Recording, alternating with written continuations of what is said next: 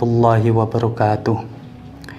Bismillahirrahmanirrahim. Alhamdulillahirabbil alamin.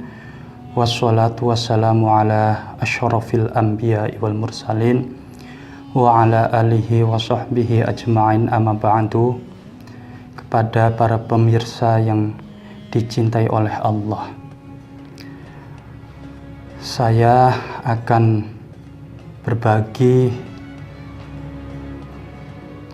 tentang masalah bagaimana cara memilih guru atau menjadikan seseorang sebagai guru kita.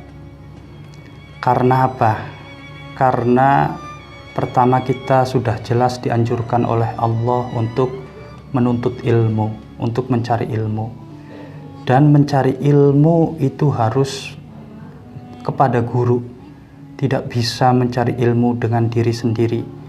Karena apa? Karena di dalam mencari ilmu butuh bimbingan, butuh pengarah, butuh petunjuk dan lain sebagainya. Dan itu hanya ada pada diri guru. Guru bagi seorang murid laksana kereta gerbong. Jika kereta itu berjalan, maka murid pun akan ikut terbawa. Jika kereta berhenti, maka murid pun akan berhenti.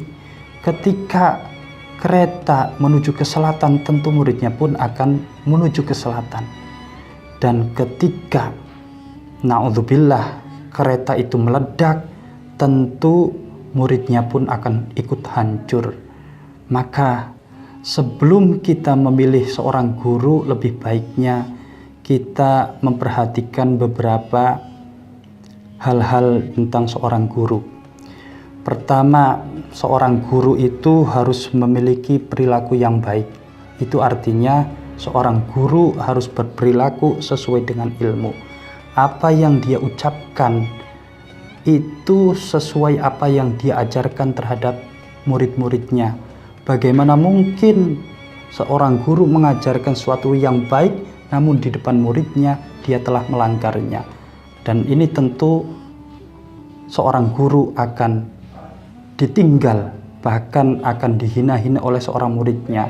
Nah, oleh sebab itu janganlah hal ini terjadi, karena ini akan merepotkan terhadap seorang manusia. Satu sisi dia itu sebagai murid yang harus taat terhadap gurunya, satu sisi yang lain gurunya tidak memberikan contoh yang baik. Yang kedua, seorang guru harus memiliki keilmuan yang luas, dalam arti seorang guru yang alim. Sebab apa? Sebab guru ini dituntut untuk mengajarkan ilmu sebanyak-banyaknya. Semakin banyak ilmu yang diajarkan, semakin luas ilmu yang diajarkan terhadap muridnya, maka semakin banyak ilmu yang didapat oleh para muridnya. Imam Ghazali pada saat memimpin Madrasah An-Nizamiyah itu memberikan syarat yang ketat untuk setiap orang yang mengajar di madrasahnya, yaitu adalah seorang guru tidak boleh kalah debat dengan murid-muridnya. Sehingga seorang guru dituntut untuk banyak belajar, dituntut untuk banyak persiapan. Setiap pengajarannya itu jangan sampai dikalahkan oleh seorang muridnya. Dalam arti seorang murid diberikan kebebasan untuk memberikan pendapatnya, meskipun pendapatnya itu berbeda dengan seorang muridnya. Maka seorang guru jangan sampai kalah dengan muridnya. Makanya ketika ada guru kalah debat dengan muridnya, beliau Imam Ghazali tidak segan-segan memecatnya. Selanjutnya, seorang guru harus memiliki sanad keilmuan. Kenapa? Karena ilmu itu asalnya dari Allah, diturunkan kepada malaikat Jibril, kemudian kepada Nabi Muhammad. Kanjeng Nabi Muhammad mengajarkan ilmu secara benar. Jika ilmu itu tidak sesuai dengan apa yang diajarkan oleh Nabi, berarti kita telah melakukan kebohongan. Untuk menghindari kebohongan itu, maka diperlukan adanya mata rantai sanad yang menyambung langsung kepada Kanjeng Nabi Muhammad. Dalam sebuah makalah dikatakan, man laisa lahu syaikhun fa syaikhuhu syaiton. Barang siapa yang tidak punya guru, maka gurunya adalah setan. Ini adalah kalimat yang populer.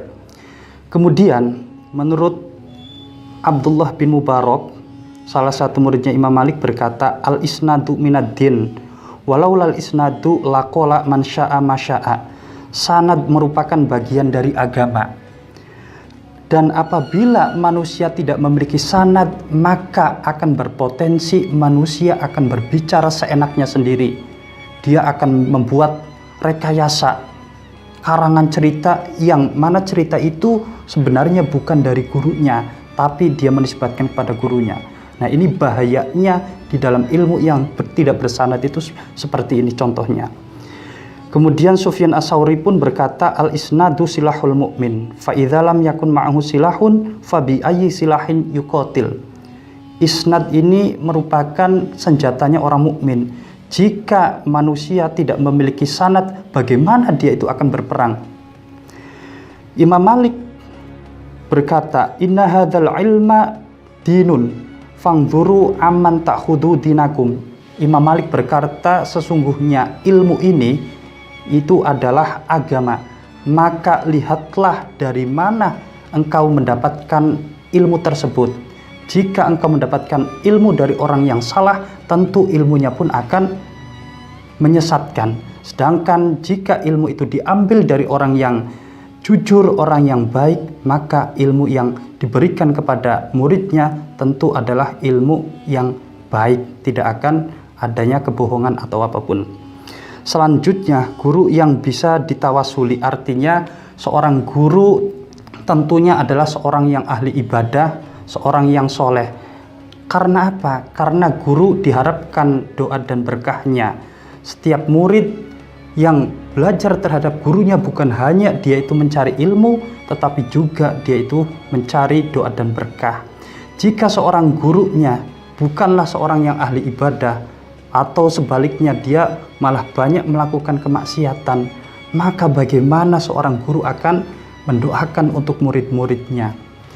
Banyak sekali pesantren-pesantren yang melahirkan ulama-ulama besar ini karena doa tirakat dari seorang kiainya. Seorang kiai mentirakati santrinya, bahkan melebihi mentirakati untuk anaknya sendiri. Inilah kunci kesuksesan para kiai-kiai dulu dan sampai sekarang. Mereka mampu menciptakan santri-santri generasi-generasi yang hebat-hebat. Selanjutnya, ada sebuah cerita. Suatu ketika seorang santri sedang menyapu halaman pondok. Tiba-tiba didatangi oleh Nabi Khidir. Tapi herannya, laki-laki itu tidak menyambutnya, tidak meminta salaman atau meminta doa kepada Nabi Khidir. Padahal kalau kita tentu melihat Nabi Khidir, kita langsung lari, langsung memeluk, langsung minta salaman, minta doa, ataupun minta amalan dan lainnya. Tapi santri ini sama sekali tidak menyambutnya. Ini membuat Nabi Khidir terheran-heran. Akhirnya Nabi Khidir bertanya, apakah kamu tidak mengenali saya? Mengapa kamu tidak menyambut saya dan tidak meminta salaman, tidak meminta doa atau apapun kepada saya? Apa jawab murid tadi? Kata murid tadi, maaf Nabi Khidir, saya sebenarnya sudah tahu, sudah kenal siapa engkau, tetapi kehidupan ruhaniku sudah dicukupkan dengan adanya guru. Nah, akhirnya dari sini kita bisa tahu betapa besarnya manfaat seorang guru, baik beliau masih hidup ataupun beliau sudah wafat. Kita tak perlu jauh-jauh mencari orang yang bisa memenuhi kebutuhan rohani kita selama masih ada guru. Kalaupun guru itu sudah meninggal, kita bisa berziarah ke makamnya atau ke kuburannya. Selanjutnya, bahwa guru harus memberikan pengajaran secara sabar dan tenang, dan juga tidak boleh dengan emosi, karena ketika ada kesalahan pada muridnya kemudian dihukum dengan cara yang berat, dengan marah-marah, ini yang akan terjadi bukan malah murid itu berubah, murid itu dia taat ataupun patuh, ini akan terjadi sebaliknya, murid itu akan bisa terjadi gangguan psikologi ataupun dia justru akan melawan terhadap gurunya. Maka seorang guru diharapkan memiliki kasih sayang besar terhadap murid-muridnya, bahkan kasih sayang itu melebihi terhadap anak-anaknya. Dan seorang guru harus bersyukur dia memiliki seorang murid, sebab tanpa adanya seorang murid maka dia tidak bisa menjadi seorang guru. Adanya guru karena adanya murid. Jadi seorang murid pun memiliki kewajiban dan juga seorang guru pun memiliki kewajiban. Bukan hanya kewajiban itu dilimpahkan kepada muridnya saja, melainkan juga kepada gurunya. Ini untuk menciptakan pengajaran yang benar-benar membawa kepada kemaslahatan, kebaikan, dan kesuksesan. Mungkin itu yang dapat saya sampaikan. Kurang lebihnya mohon maaf. Assalamualaikum warahmatullahi wabarakatuh.